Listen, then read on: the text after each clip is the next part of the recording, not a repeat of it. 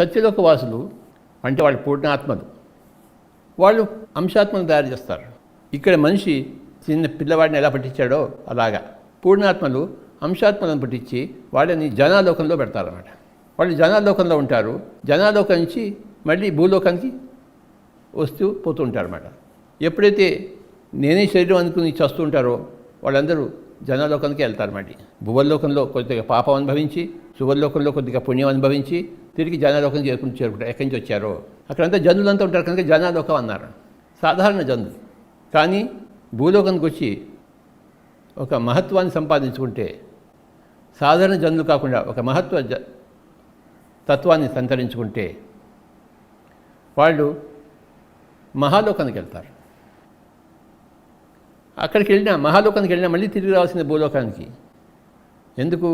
ఇంకా పైన లోకాలు ఉన్నాయి, అక్కడ దాకా చేరుకోవడానికి మళ్ళీ భూలోకానికి రావాలి. ధ్యానం చేస్తారు బాగా.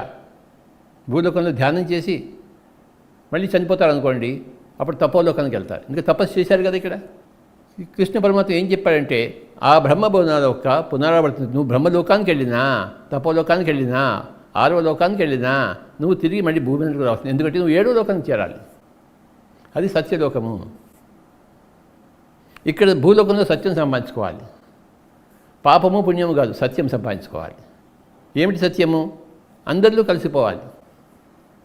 ఆత్మవత్ సత్యలోక వాసులు అయినప్పుడు, ఇక్కడ ధ్యానం అందరికీ బోధించినప్పుడు, అందరికీ అహింస బోధించినప్పుడు, అలాగా కొన్ని జన్మలు అయిపోయినప్పుడు ఒక బోధకుడుగా, ఒక అరిహంతగా, ఒక బోధిసత్వుడిగా, ఒక బుద్ధుడిగా కొన్ని జన్మలు ఎత్తినప్పుడు, ఇక్కడ చేయవలసిన పనులంతా చేసినప్పుడు, విస్తారంగా అందరికీ బోధించినప్పుడు, అప్పుడు మనం క్రమేపీ సత్యలోకానికి వెళ్తాము.